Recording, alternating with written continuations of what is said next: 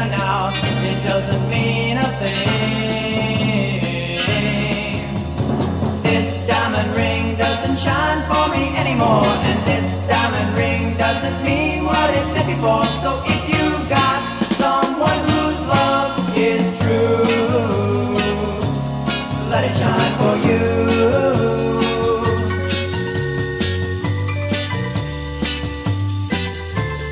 This stone is genuine, like love should be.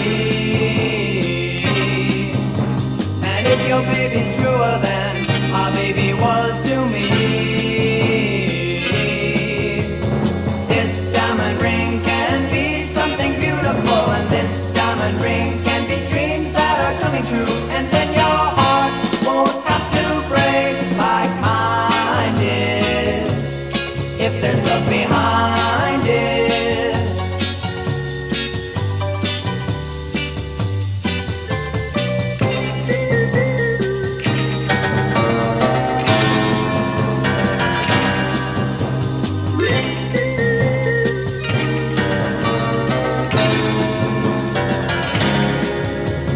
This diamond ring can be something beautiful, and this diamond ring can be dreams that are coming true. And then your heart won't have to break like mine did, if there's love behind it. Doesn't shine for me anymore, and this diamond ring doesn't mean what it did before. So if you've got someone whose love is true, let it shine for you. This is Charles Rosenay. We've got someone who's just on another stratosphere. A man who had hit after hit after hit in the 60s, still rock and rolling, still going strong. I want to introduce everyone in our listening area and our viewing area and our monkey fans universe to the one and only Gary Lewis from Gary Lewis and the Playboys. Hey, buddy. Hi. Hi, everybody. You look like you're ready to jump on stage now and perform. Oh, I always am. It's a wonderful thing. I'm blessed. I'm blessed with health and everything. We always start by asking what part of the world we're talking to you in. I'm in Rochester, New York.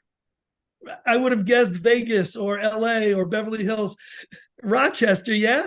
Well, I grew up in Los Angeles. Right. And then I met my wife in Rochester, New York, and I just stayed.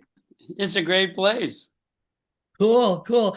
And so when you do gigs, you're flying out of your local airport and going all over the world and doing the show. Yeah.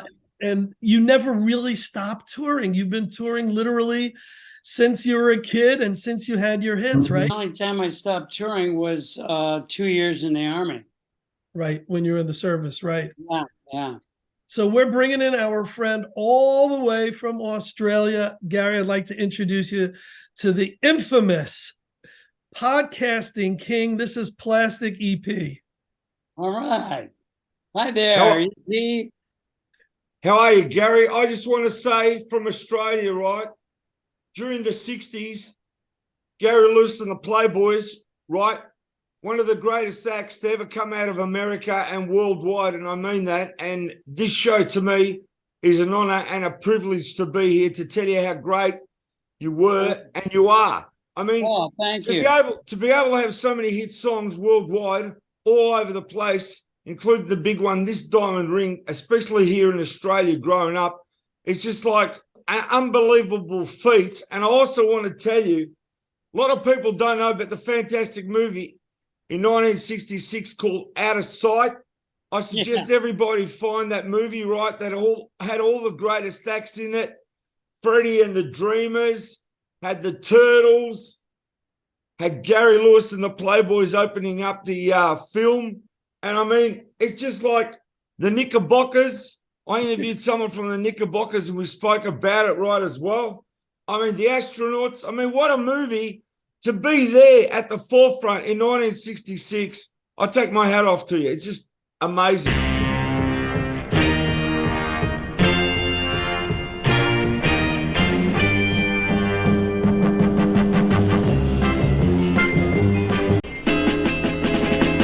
call it Malibu Run on Highway 101. It's our place in the sun. We call it Malibu Run. Dancing in the sand down on the beach. The girls are out of sight but not out of reach. Smell the salty air. See bikinis everywhere. Girls come every day, you'll find them there. They call it Malibu Run on Highway 101. It's our place in the sun. We call it Malibu Run, run, run, run, Malibu Run.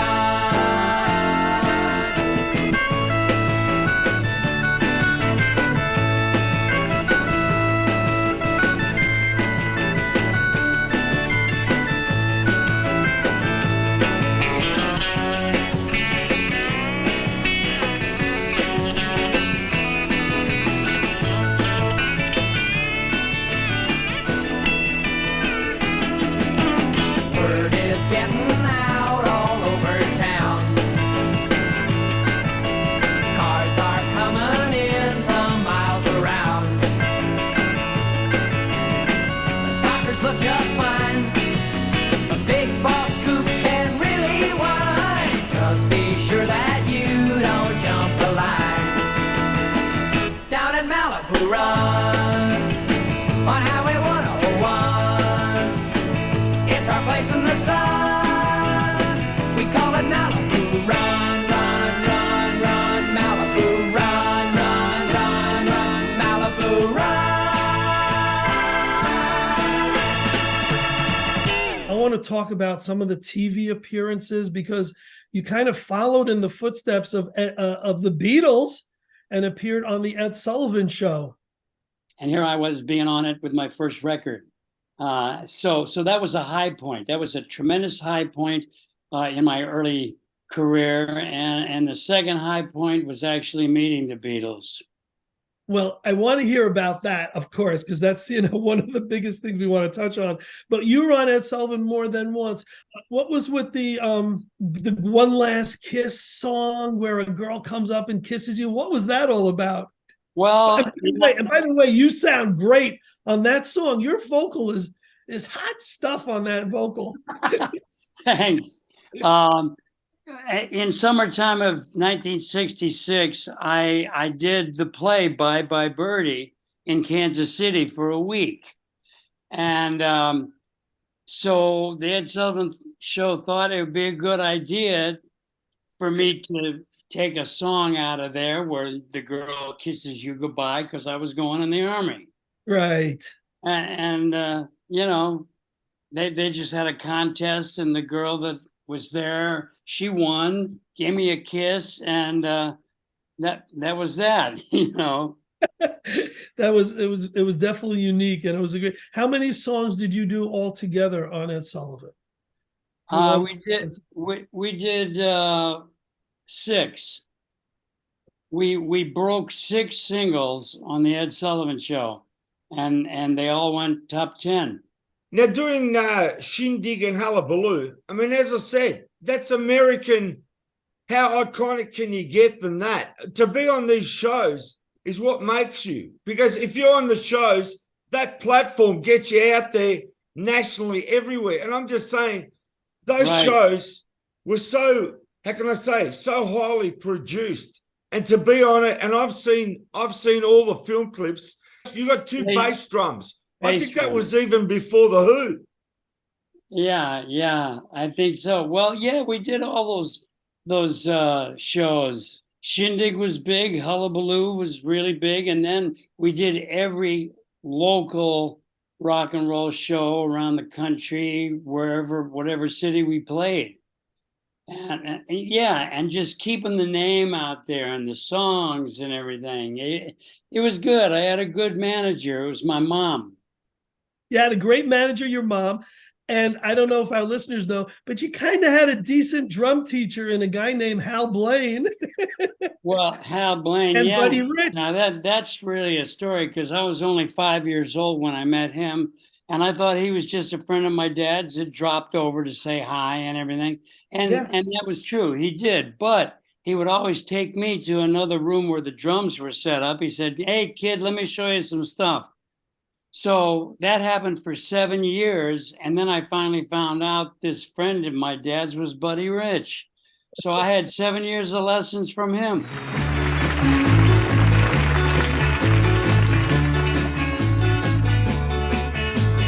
Everybody loves a clown, so why don't you?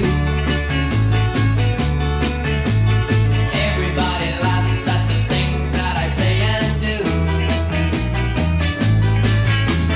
They all laugh when they see me coming, but you don't laugh, you just go home running. Everybody loves a clown, so why can't you? A clown has feelings too.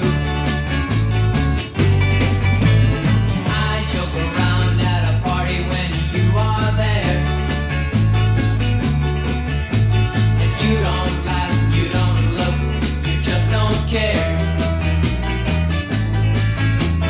If you wonder why this clown is crying, look a little closer inside, I'm dying. It's not easy to be in love, you see, when you're a clown like me.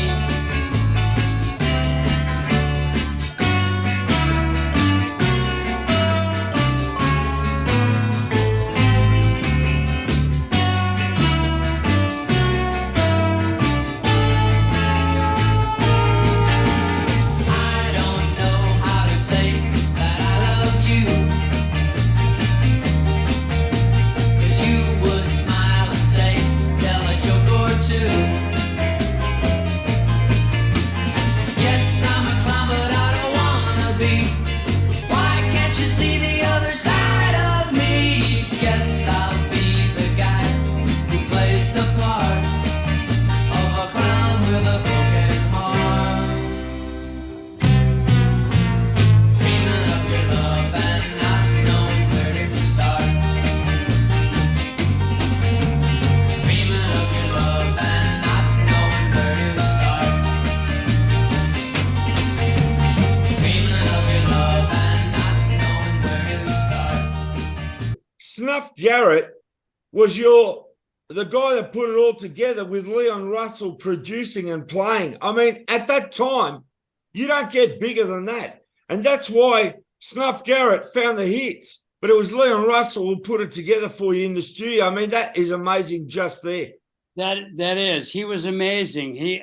I just love the way he thought. You know, he came up with different ideas and played different instruments on everything we did. He just knew what he was doing. So did Snuffy Garrett.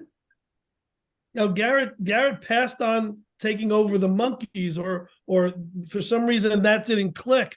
But my gosh, I mean, with you and with Del Shannon, Yeah, it's a who's who of great classic vintage rock and roll stars that he right.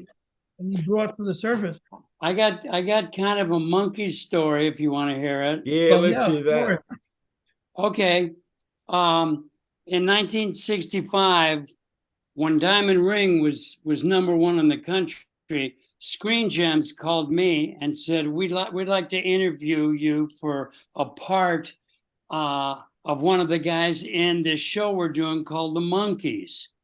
So I went down and I interviewed for it, talking to him, blah, blah, blah, blah, blah. And it looked like it was going to happen. But then at the last minute, it didn't happen. And I found out it was because I already had a hit record, and Screen Gems wanted to control everything. They didn't want me having hit records already and then being on the Monkees. Wow, could have been a very different path. Yeah. So, but I did so many shows with Davy Jones, and he was a great guy. I really liked him. Nice guy. I was going to save that to later, but share some memories of Davey with us. Well, we did concerts together. We were both with an agent out of New York at one time, and she put together packages with me and Davey on them quite a bit. Mhm. So Davey says, "Hey, you want to close?" I said, "No, you close. Go ahead." So Davey closed, and we just had fun talking backstage. I mean, very pleasurable guy to talk to, and he was very he just knew a lot about this business, and I enjoyed talking to him. We were like pretty close to the same level where we were, and it was just enjoyable talking to him. He was down to earth. He wasn't conceited at all, so I just liked him. Don't forget, just like the Beatles, he preceded you on Ed Sullivan too, because he was in Oliver. Oh He played yeah, on that's right. that That's same right. show when the Beatles first appeared on Ed Sullivan. Yeah, And yeah. he loved the Beatles too. I mean, you guys could have probably done a set of Beatles together. We should have, geez. Now, see, But what Plastic EP doesn't know is in your set, always there's some Beatles songs. I remember back in the day, you had this drummer with the biggest afro. He had like this hair that was bigger than his bass drum. yes. And before you would come out for the second set, these guys would rock Beatles and Zeppelin, and the crowd is like, "What?" I know. I mean, hey, if we wanted to continue playing, we had to play those clubs, um, and do 4 sets a night and whatever, because I didn't see the '60s coming back. So we did those songs. We wanted to appeal to people, so we did them, I enjoyed it myself. Get a little harder than what I was used to. That was fun. I was going to say, you also had Jim Keltner, and he played for the Monkees, right, on some of their songs. And not only that, he was in the Traveling Wilburys. Well, right, and he was with me. He was my drummer all the way through 1966. The Playboys were Yeah, literally, they were your buddies. They were schoolmates, they were neighbors, they were friends of yours, right? the original Playboys. Yeah. Yeah. I formed up the original Playboys when I was going to a theater arts college in California. And so, I just searched out people that played various instruments. And we built up a song list. We rehearsed for about a year. Well, not a year, 6 months, because then we got the gig at Disney Disneyland. gig. Yeah. Yeah.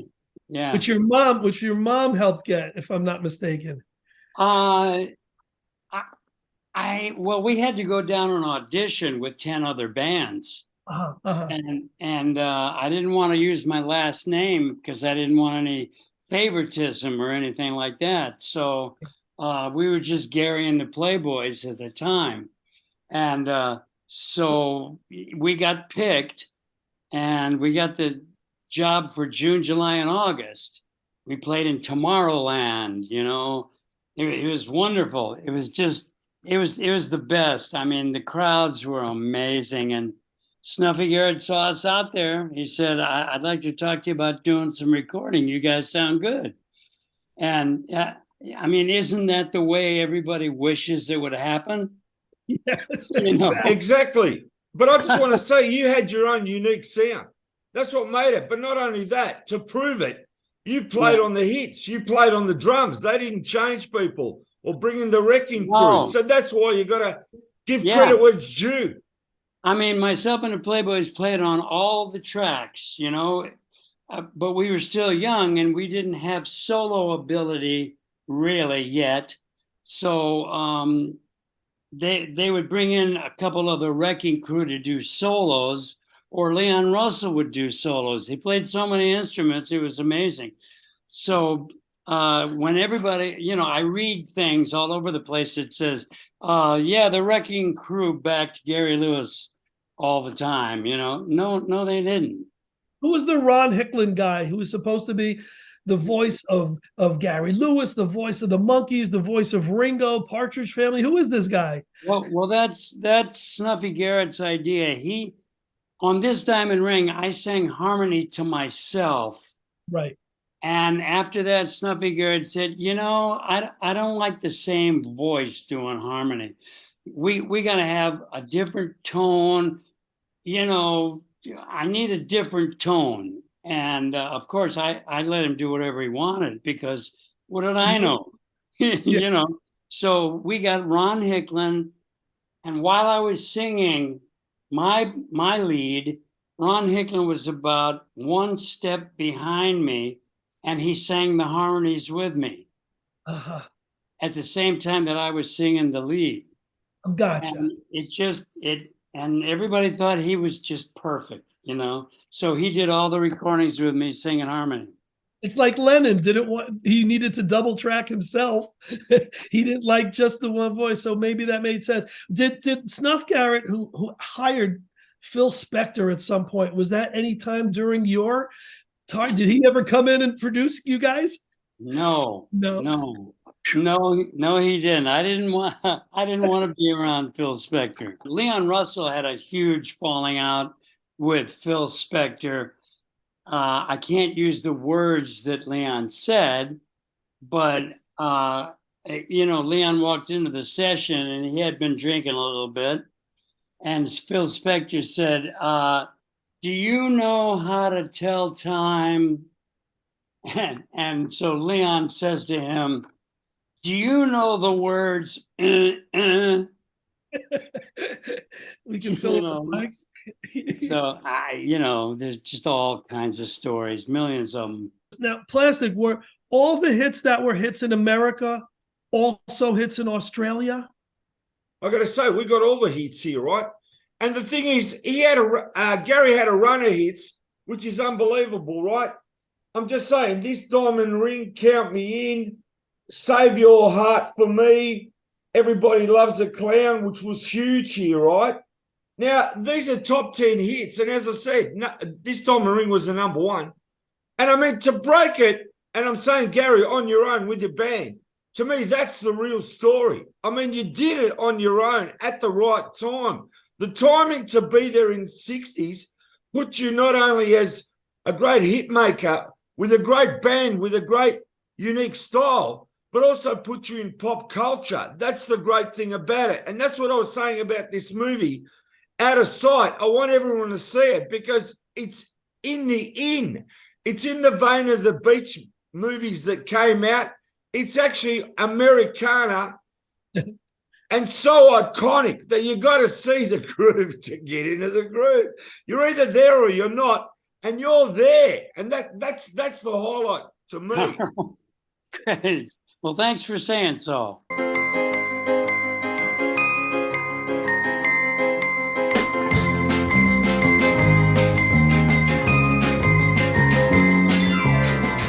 If you need someone to count on, count me in.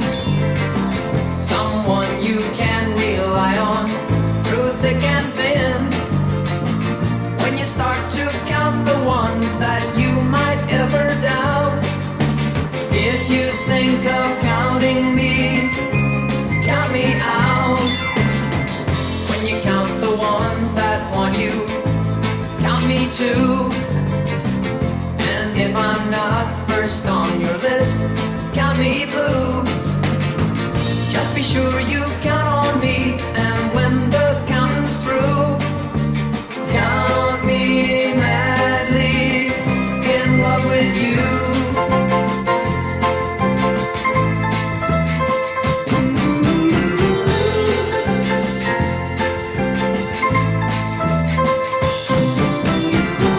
If you need someone to count on when you're down, and all your other friends you've lost can't be found, just be sure you count on me when you're down and out.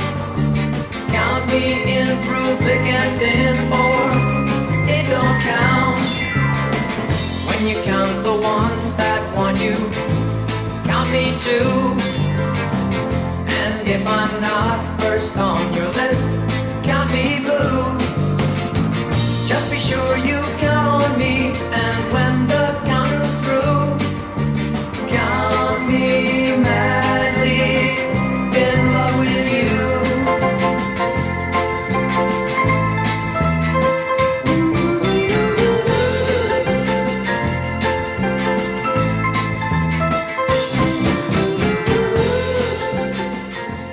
Were you in other movies too? Weren't you in a Dean Martin movie or something? You're funny. You're very funny. No, I wasn't. The only movies I did were 3 cameo roles, quick, maybe 20 seconds in 3 of my dad's movies. Uh-huh. And when I had the group, we only did like beach movies, where we did a song in the movie. Right. Kids are dancing on the beach, and then they look out into the water and say, "Hey, look, there's Gary Lewis and the Playboys," and we're on platforms in the ocean. Right. Makes sense to me.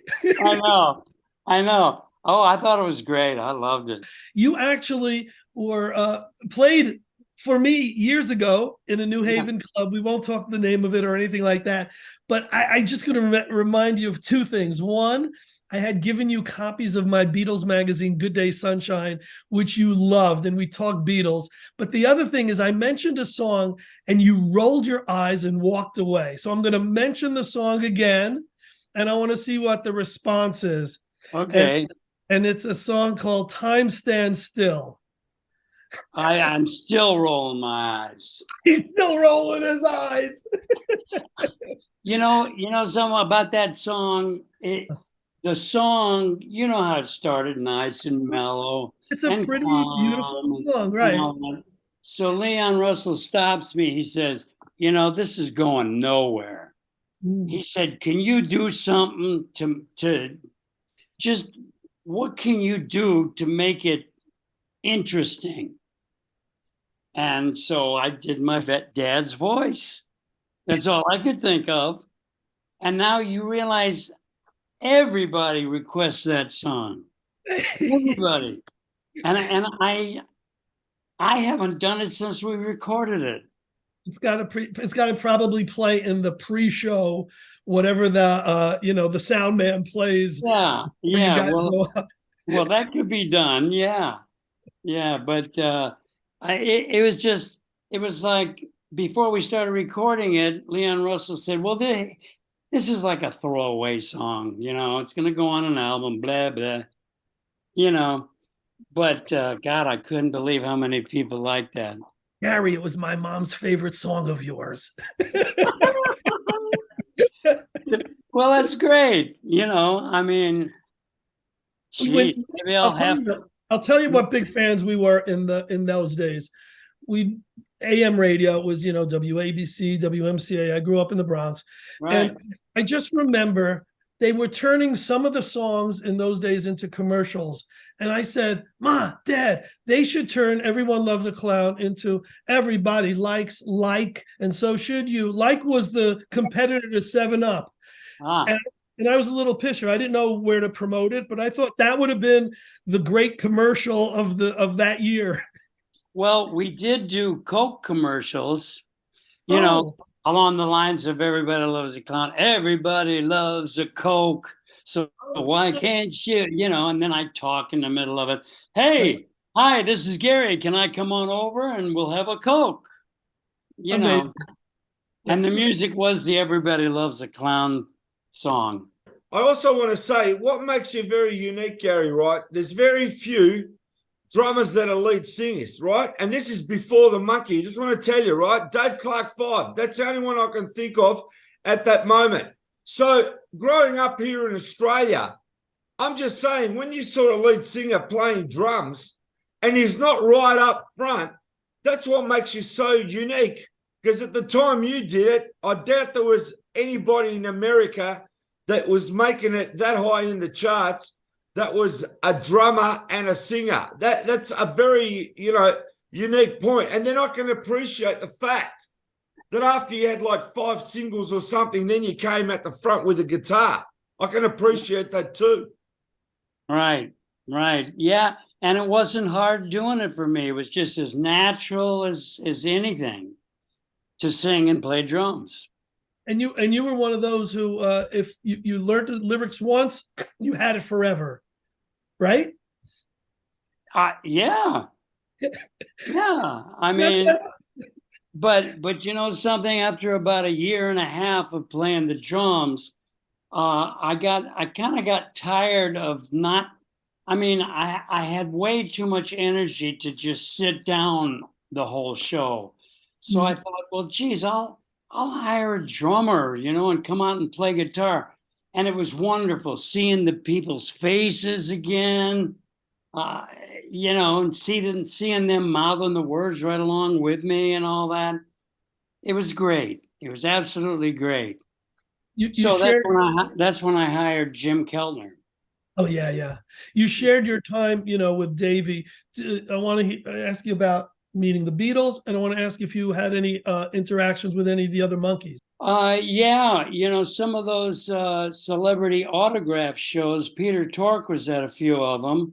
Right. The Paradise Artist agents, they handled Mickey Dolenz, and occasionally he would come out on the Happy Together tour with us. Right. So, you know, I talked to him a bunch and everything. And I forgot you were on the Happy Together tour.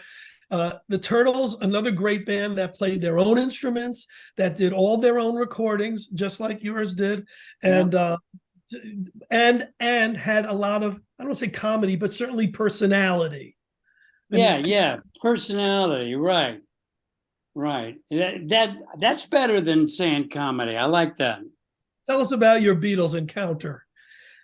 Well, I went to the Hollywood Bowl in 1965 to see them, and just parking and walking to the Hollywood Bowl, the frenzy in the air. Oh God, it was going right through everybody. It was the greatest feeling I ever felt. So anyway, we saw the show, and I had this diamond ring out at the time, and so somebody comes out after the show. They said, "Are you Gary Lewis?" Yes. Beatles would like to meet you. You know, Wow. come on backstage. So I'm walking backstage. I said, "Oh my God, am I going to faint? What's going to happen here?" So we walk in, and the second I walked in, McCartney looks at me and says, "Hey man, nice suit." And John Lennon comes over to me with a champagne bottle and pours a glass and hands it to me. He said, "Hi mate." I didn't meet Ringo or George. They were in another room changing or something. But I got a chance to meet Ringo and George later on that evening, and it Wow. was it's like it fulfilled a lifelong thing, you know. But it wasn't for a lifetime. I mean, but what I felt for the Beatles, it felt like I've been waiting my whole life for this, and it was the greatest. And then I used to go out and see Ringo on his All-Star Band tours, and you know, he was always nice to me. And Jim Keltner was playing with him a couple times. Saw Jim again. You know, I stay in contact with Jim Keltner all the time now. That's great. Did you miss out on the Monkey Mania stuff and the Beatles Pepper stuff because you were in the army? Did that impact your Oh pop? yeah, I was overseas in South Korea. Huh. You know, and I figured, hey, I'll just pick it up when I get back home. You know, but when I got back home, there are these new people: Jimi Hendrix, Janis Joplin, The Doors. And I'm going, uh-oh. I said, we better get in there and record fast. So we had one more song before the 70s became very cruel to 60s artists. And it did. Mm. You know, if I wanted to stay playing, I had to play clubs and do 4 and 5 sets a night and stuff. And I had to do that until 1984 when this agent called me and said, "Hey, man, the 60s are coming back." And I said, "Who is this?" You know, I was ready to just slam the phone down. He said, "No, really, 60s are coming back and I can book you 60 dates a year." I said, "Well, if you can do it, I'll play them," you know, and that's exactly what happened. Wow. Was that wasn't David Fishoff, was it? No, no, Oh, it's a guy out of Indianapolis. oh, gotcha. And David Fishoff was in charge of the Happy Together tour in '85. Right, right, right. Right. Which was the year before the Monkees reunited and then started doing all their shows. Yeah. Yeah.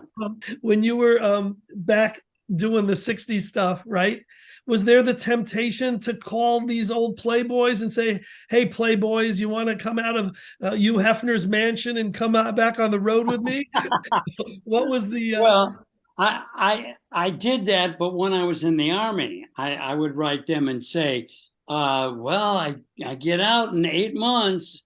You guys want to get back together and let's try it again? And they all wrote back and said, "Yep, we're ready.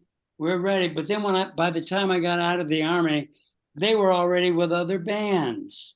You know, like my bass player, Carl Radel, he was with Derek and the Dominoes, oh, you know, when I got out of the service. So he was pretty well off. And then my guitar player was playing with Bonnie and Delaney.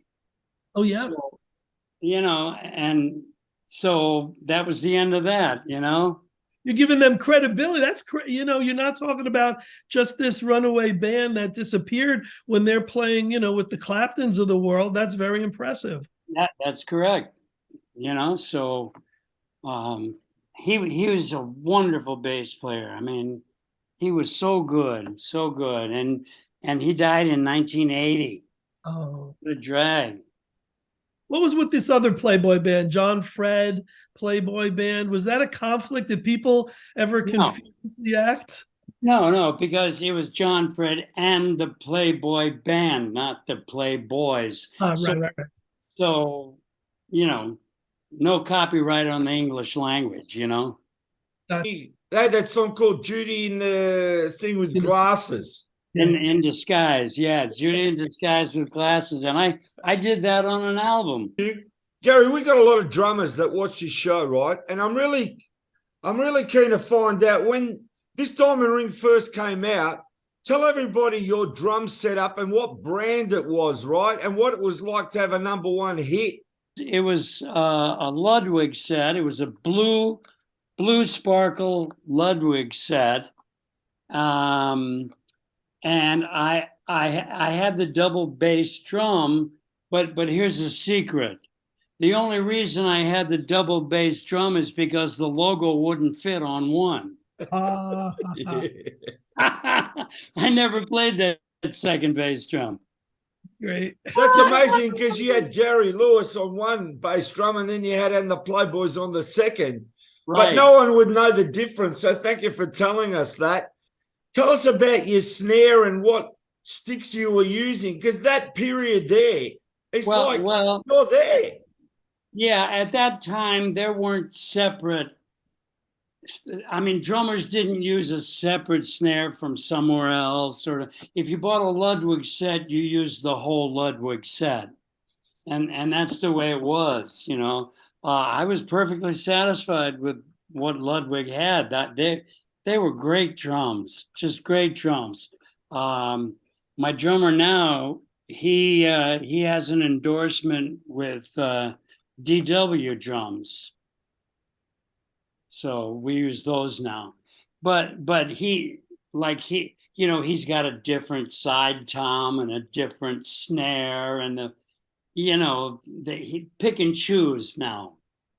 How does it work when you go out with Mitch Ryder and you guys do a show? Does he use your band or does he have his own band?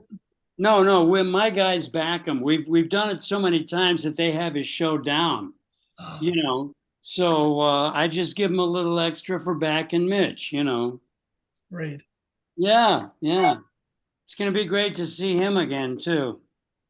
I mean, Mitch has been a friend of mine, God, since '67, I think.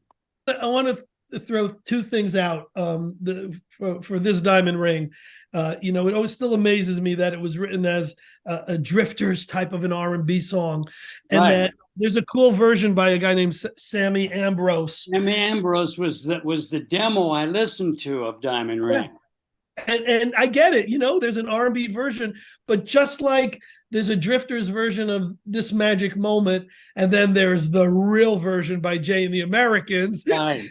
There's This Diamond Ring, which is cool, and then there's the real version by the Chipmunks. I mean, I never heard that. oh, come on, you've heard their version of Oh, it. I did not, but that's great. I like knowing that.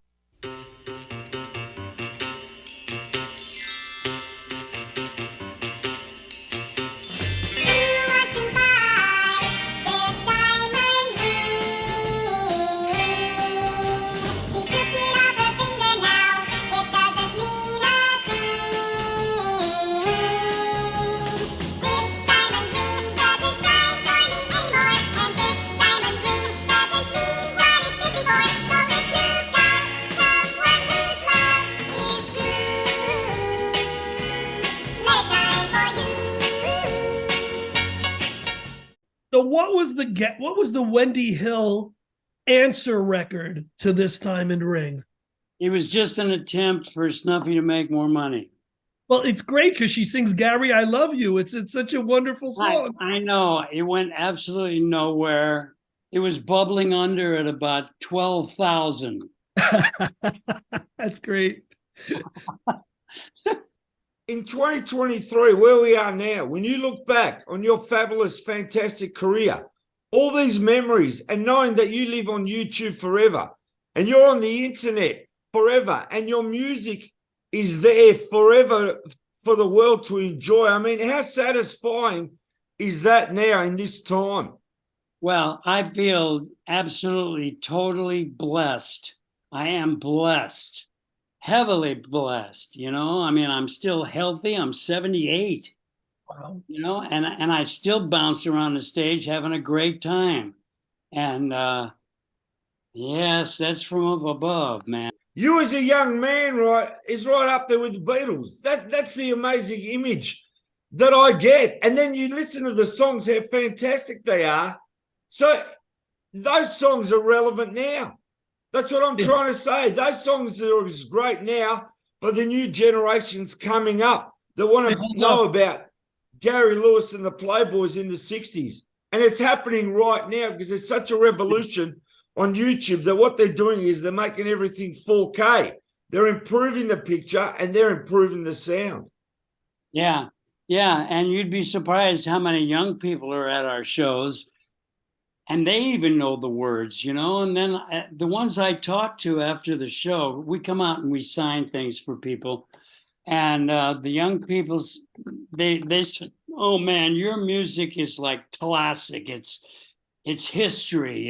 It's great. And we do those songs exactly the way people remember them. No new arrangements, no changing of any kind, because that's what they want to hear. They want to hear it like they remember it. And I do that for them, There was a period of time when I used to do original songs, and I realized that that's not what they're here for. They want to hear those things and bring back some of the memories they have. And that's what I do. And when you do your shows and you come out and sign, do you still have merch? Do you have like CDs available for the fans? Yeah. CDs and pictures. We never got into shirts because I don't know. Too much to deal with. It's too hard to travel with all that stuff. Right. It really is. You got to have suitcases full of shirts. I don't want to do it. Have you ever come out to Australia? No, as a matter of fact, nobody's ever asked us to go to Australia. Well, Gary, you got to come out to Australia because, you don't know what sort of a following you've got here. But I can tell you, during your career, you're it. And I mean, I remember that as a young child, were everybody listening to it. You went to record parties and your hits were playing on Wow. the AM radio and at parties. And I know how huge you were here in Australia. And you still got, I'm sure, lifelong Well- fans here. Make it Well, happen. I'd love to come there. Do you know somebody? we got to try. We got to try and get you out here if we can. All Gary, right. I'm gonna throw two things at you, and one Okay. probably not fair. The first All one right. I'm gonna ask is your favorite Gary Lewis and the Playboys song, and I'm also going to ask you your favorite Monkey song. Oh, okay. Well, my favorite Gary Lewis and Playboys song, I have two. Okay, This Diamond Ring, because that was the very first record and the only one that went to #1 in the US. yes, And then my favorite song musically is She's Just My Style. We were going for a Beach Boy type thing with a lot of voices and rock and roll, and I just love that song. I end every show with Just My Style. It's a great Wow. song. it's a great song. These are Plus, freaking pop classics. I mean, oh, my brain Plus, explodes myself- at all of them. myself and Leon Russell wrote that one. Just My Right. Style, and Everybody Loves a Clown. And here on ABC, part of the second season. Let me escape, gentlemen, run to the top 10 board over here. I'll meet you later. Let's see, in the number 2 spot. No, we better start with number 10, as we normally do. The T-Bones we have no matter what shape. The Statler Brothers we heard from already. James Brown holds number 8. Herman's Hermits number 7. The Vogues number 6. The Righteous Brothers number 5. Simon and Garfunkel number 4. The Rolling Stones holding number 3 spot. The Beatles number 2. And this is the number 1 song.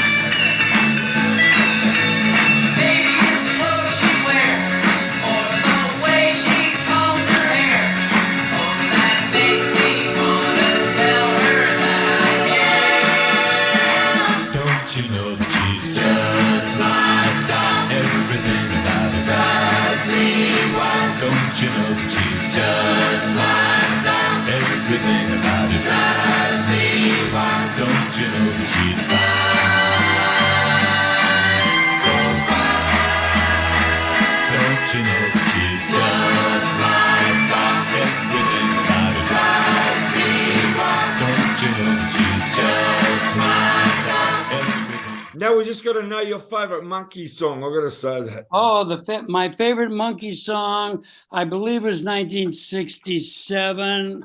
Neil Diamond wrote it for them. I'm a Believer. Great song, classic. We do it. You guys do that live. We do. Wow. And give us a taste. So you do your own stuff. You throw in a Monkey song. What Beatles songs do you do? A few of those. Well, we do all our hits, Mhm. and we do a few album tunes that were original, but they were on albums, and people they know them, so Yes. it's okay. And then we also do covers by people that I loved before I got into rock and roll. We do Freddie Cannon, Del Shannon, Beatles. I mean, Beatles were before me, yeah. You scared me for a second. I thought you were going to say Jolson and Eddie Cantor. I got really scared there for a second. Come on, my dad does that. He already did that. Yeah. My dad reminded me one time. He says, I had a gold record too, and I was kidding him. I said, yeah, but it was on a cylinder. And for the folks who don't know, we're talking about Jerry Lee Lewis, the famous, the famous rock and roller. Gary, you are such a pleasure. I mean, God bless you. I hope you're with us for so many years, not only doing interviews, but I hope you'll be joining me on a celebrity signing show before too long. And all your concerts, please continue forever, because you bring such joy to everyone who sees you for God, Thanks. over Thank you. 5 decades. It's amazing. And can I just say my website, Gary Lewis and the Playboys.com. All the Yes. dates are on there.